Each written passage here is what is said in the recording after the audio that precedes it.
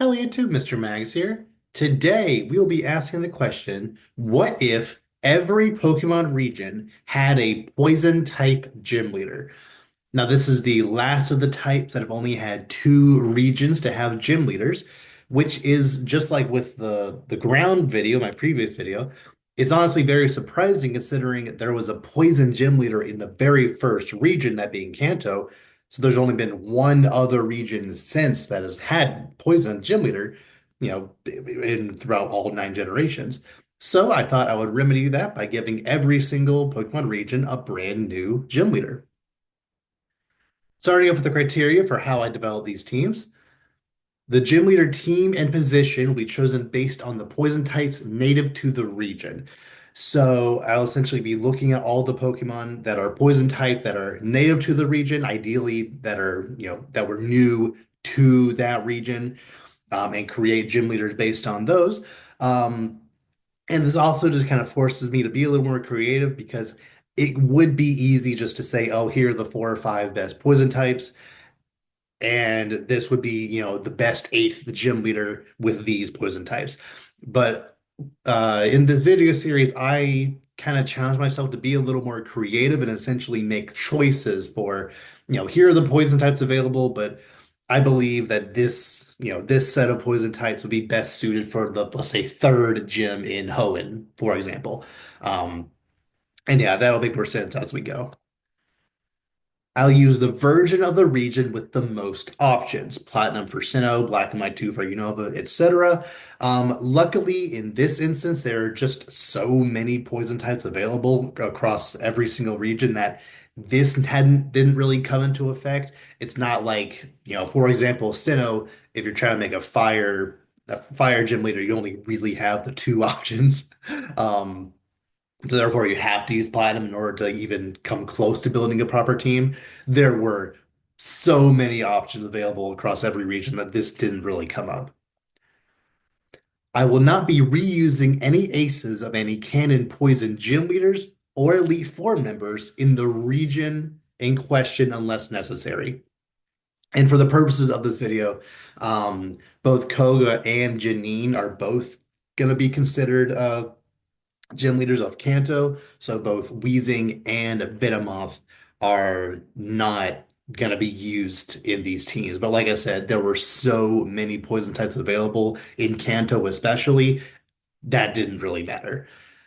However, all Pokemon from all other major trainers are fair game. And going off that same example, um, Erica, who used either Victory Bell or Vileplume or Weeping Bell and Gloom, depending on the game, those will be fair game to use on a poison team. And the gym leader's overall strength will be based on the canon gym leaders of the region in question, if not slightly stronger. So the average base stat total of the team I created will be relatively similar to the actual trainer in that same position. So let's say, I decide the poison gym leader in Sinnoh will be the fourth one. Actually, that might be the best example. The second one, uh, it would be around the same base stat total as Gardenia in Platinum. All right, let's jump right into the first one being Kanto. Um, and like I said, Kanto had just a massive amount of options. I could very easily see myself very confidently being able to create a poison gym leader for every single position. For example, instead of Brock, you can have like a Zubat and a Beedrill. For the fourth gym, you could pretty confidently, I think, do Nidoking, Nidoqueen, and then Arbok to kind of have an allusion to how Erica had two aces in her team. All the way up to the eighth gym. I think because there are just so many, you know, it's just so many poison options. You can make some pretty cool teams across the board. But I nail it down just to one team, that being, I think the fifth gym where Koga actually, you know, canonically is, even though you can battle him or Sabrina first, he's canonically the fifth gym. I honestly think that's about right.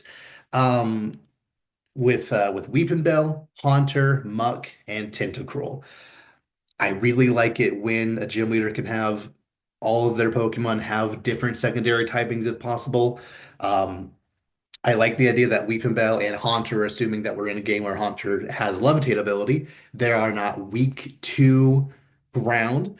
I like that Muck and Tentacruel have very high special defense, meaning that psychic moves aren't necessarily going to one-shot them. I just think this is a very well-constructed team. It would be a fairly decent challenge for the fifth gym. But like I said, you can make, so many different teams across, any different position you could pick. Um, I think Tentacruel works very well for the fifth gym. I think Nidoqueen or King could work at any position from the fourth up. There's a lot of variety here, but this is one that I felt most confident in. Moving over to Johto, and there honestly weren't that many options.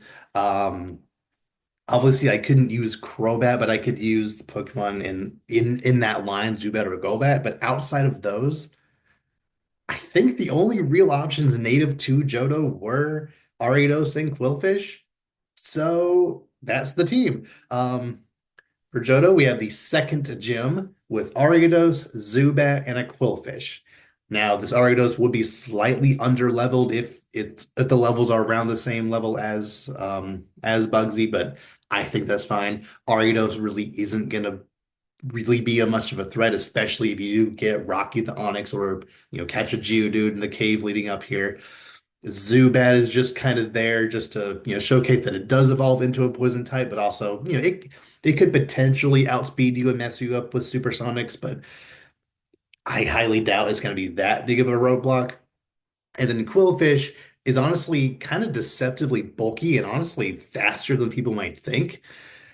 It's not probably wouldn't be as imposing as Bugsy's Scyther, but I think it still could make for a pretty solid second gym ace, but no further up than that. Definitely not. Moving over to Hoenn, I decided to make this one the fourth gym, giving him three Pokemon, being Seviper, Roselia, and Swalot. You could maybe argue that you could throw a Dustox on there to mirror how Flannery's gym was in Emerald, where she had four Pokemon.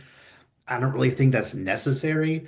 Um, I think Seviper Roselia Swalot is a good enough challenge for that point, especially considering Flannery's team from Ruby and Sapphire only had three Pokemon, two of those being Slugma. So I think this team is more than strong enough for that point.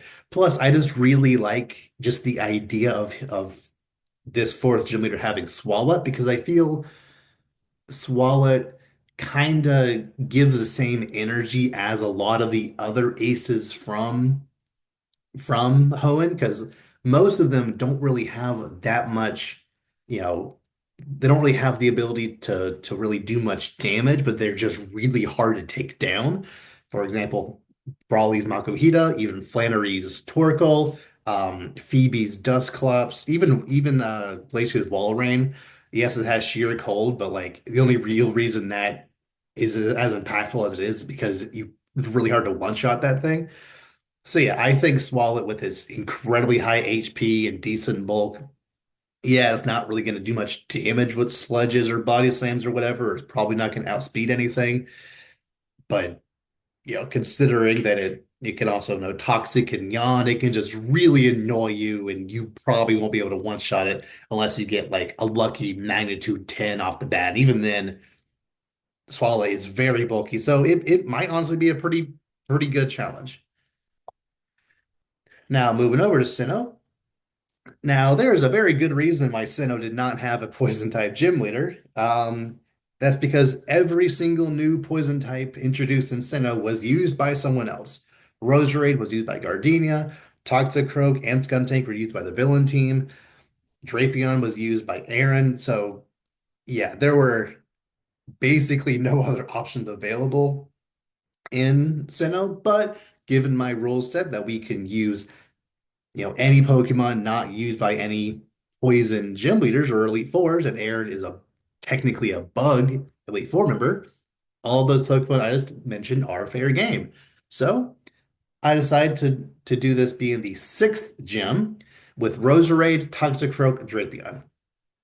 I think this is a very solid team, a very fast team, which is one of the reasons why Byron is honestly kind of as underwhelming as he is just because his team is so slow and most of his team are quad weak to very common types.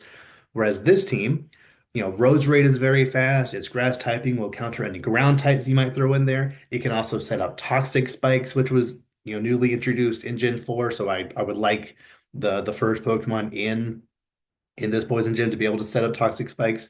Uh, Toxic Croak is also very fast. It can pack a punch. It has priority moves with Sucker Punch.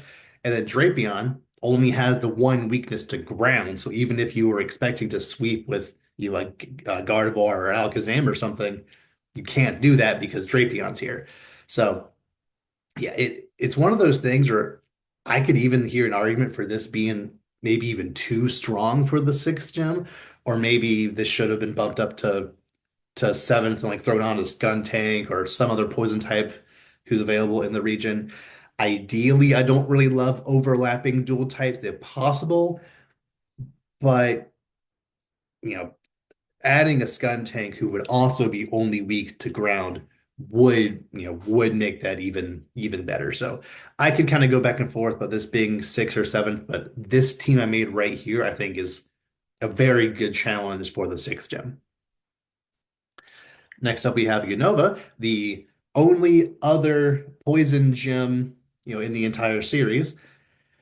And funnily enough, because of the way my rule set is constructed, I don't really feel like I made the most ideal team for Unova. And I'll explain that more in just a second. Because I couldn't use Whirlipede. Um, but I do think the team I created is a pretty solid team, that being the sixth gem with Garbodor, Amoonguss, and Scolipede holding a poison gem, making its first poison jab or Venoshock, probably Venoshock for being honest, that much stronger. And I really like the idea of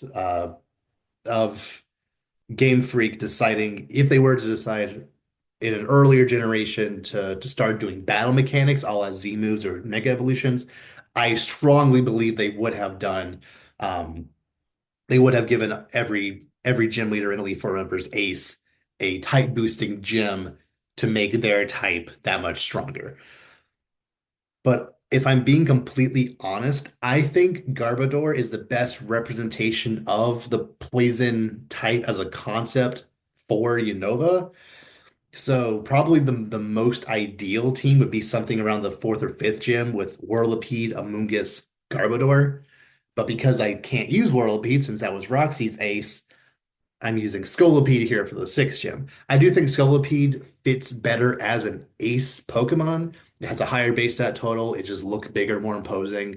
It's a dual typing. I just think it works better as an ace, but Garbodor probably fits the typing better representation of the poison typing. Um, so if I had free reign, like I said, I would do Whirlipede, Amoonguss, Garbodor, but I think this also works very well as a sixth gem in Unova. Next up, we have Kalos, and ideally, I like to have at least one team created for Kalos, uh, have a have a mega evolution, and the only poison mega evolutions in X and Y were Gengar and Venusaur, and neither of those just really fit the team that I was trying to build. So I decided to pull one mega from Omega Ruby Alpha Sapphire to create a team for the seventh gem because I believe by the time you get to the seventh gym, they should absolutely have a mega evolution. So we have Skuntank, Vileplume, Mega Beedrill from Oras, and then Dragalge. And Dragalge is, I believe, the only new poison type introduced in Gen 6. For some reason, Gen 6 just had a incredibly small Pokedex. In the last video, I basically was forced to use Diggersby as the ace of the ground gym because that was the only new viable ground type. And here, Dragalge is the only viable poison type. I threw Skunting and Vileplume on here just because those are two poison types that I hadn't used up to this point. Plus, Skuntank being immune to poison, Vileplume not being weak to and super effective into ground. I think that's I think that rounds out the team very well. And then Mega Beedrill is honestly deceptively really strong. They just completely min-maxed its attack and speed to be like if you're probably not going to be outspeeding it. And unless you have a good poison or poison steel or rock type, you're, there's a good chance it can just one shot pretty much all your Pokemon with this adaptability ability.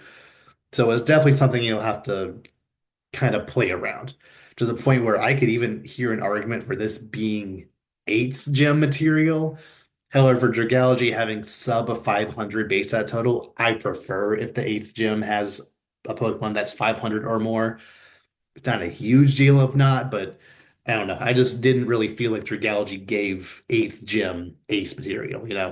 But yeah, I think especially since the player does have access to megas, I think they'll be able to manage. Moving on to Alola, and obviously Alola doesn't typically have gym leaders, so I'm just kind of creating one based on vibes here.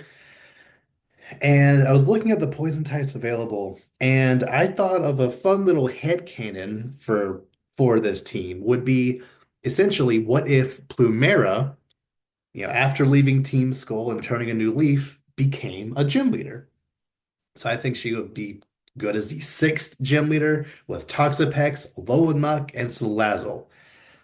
This will be a very just hard team to take down. Toxapex is incredibly bulky. Alolan is another poison dark type that's only weak to ground.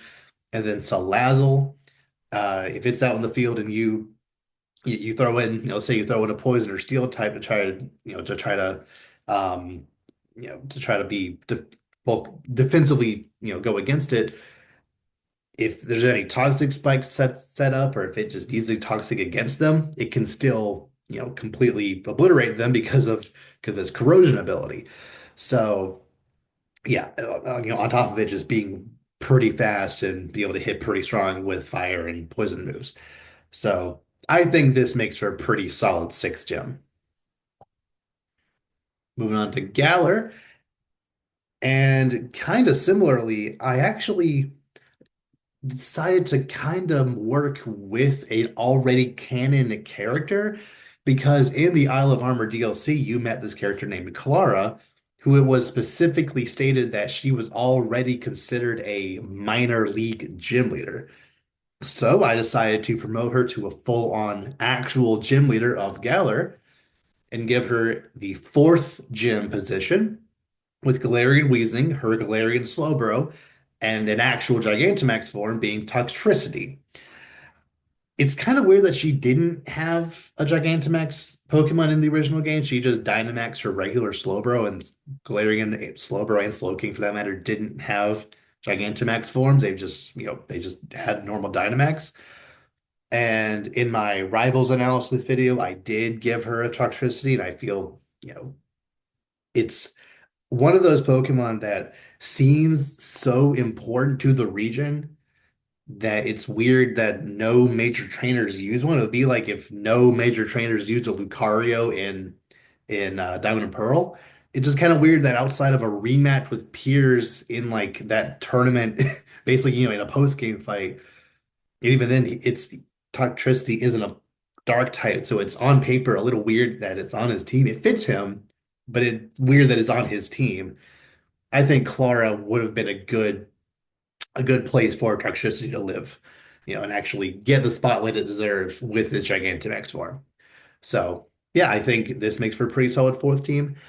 In the base game Sword and Shield, the fourth gym already has four Pokemon, and I don't know. I initially I thought maybe this team should be the third gym, but honestly, I think that third gem is maybe a little too strong for that point. Arcanine and Ninetales and Centiskorch all have well over 500 base stat total. So ideally, I think I would make that a little weaker. So that way the fourth gem, the fourth gem can get away with only having three Pokemon if they are all fully evolved and, are very capable in their own right. You could argue maybe, throw on some other poison type on here just to round it out and make it, you know, give it four Pokemon just to make it a little more impressive. But I think this is good enough for a fourth gem. And lastly, we have Paldea. Now, for when I get to Paldea, I like to make three different teams to essentially showcase the three different ways that terrestrializing can be utilized. One, if it's a Pokemon of their type that terrestrializes into their type to make their type moves even stronger. One where it's a Pokemon of their type that terrestrializes into a different type to either be defensively or offensively good into Pokemon that are normally super effective into their type.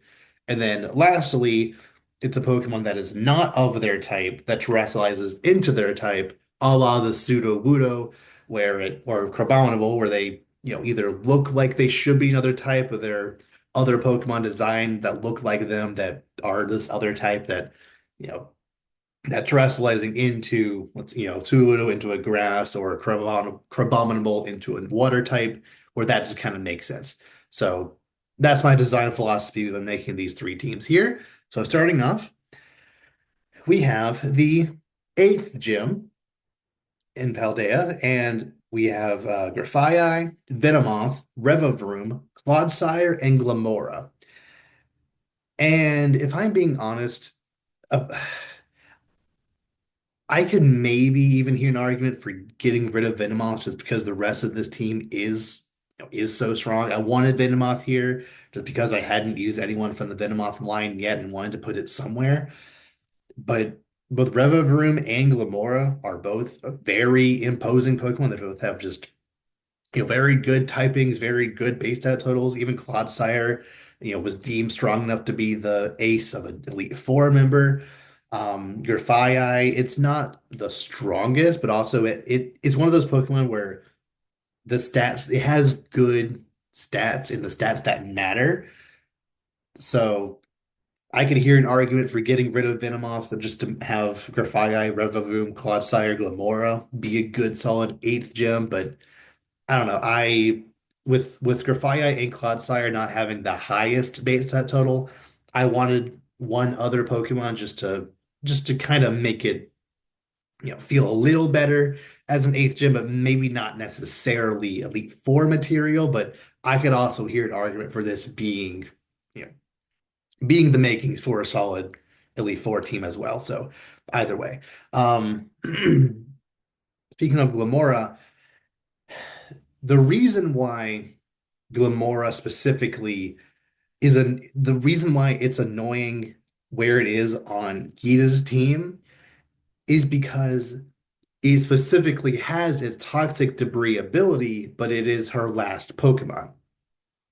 I'm fully okay with Glamora being the ace of a champion and has a very high base stat total, has the unique typing and tears into a rock. But like on paper, it makes sense as a champion ace.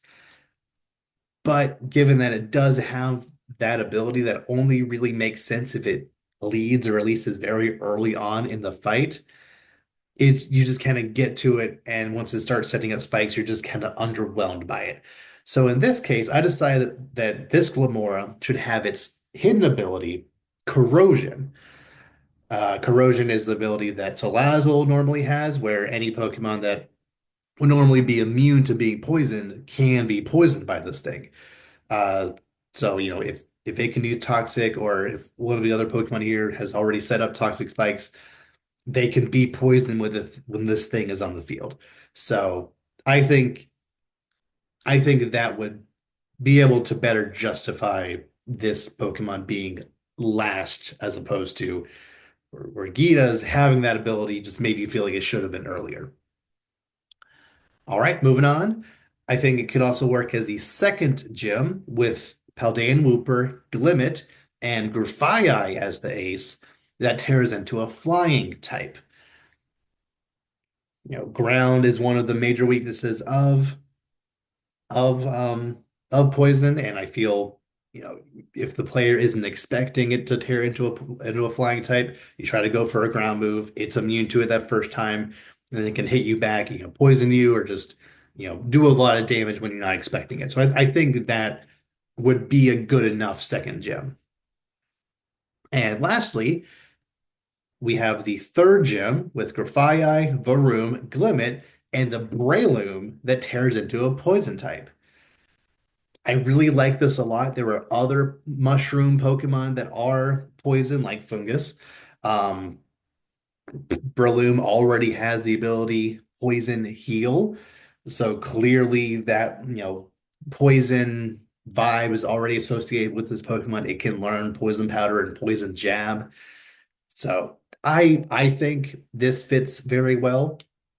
Um, yeah, I like this a lot. Again, I feel like it kind of gives that similar vibe that that Sudowoodo translating into a grass type does, because I don't think this Breloom should have the poison heal ability, just because it wouldn't be able to be poisoned, given that it tears into a poison type. But effects for Aura Ascendability Technician would also work very well. So, thank you so much for watching. Please let me know your thoughts down below about any of these teams I created. Are there any Pokemon you feel that I missed? Like I said, there are a lot of poison types available across all, every generation. Are there any aces that I created that you thought, wouldn't be the ace, or any just, random Pokemon on the team that you think are ace material? Are there any team positions that you think should be switched around or just don't make sense where I put them? Please leave your thoughts down below. I love to have discussions about these videos. I intend on making a video for every single type available. And I want to keep growing and improving these videos throughout that process. So, you know, please leave any thoughts you have down below. And with that, we will see you all next time.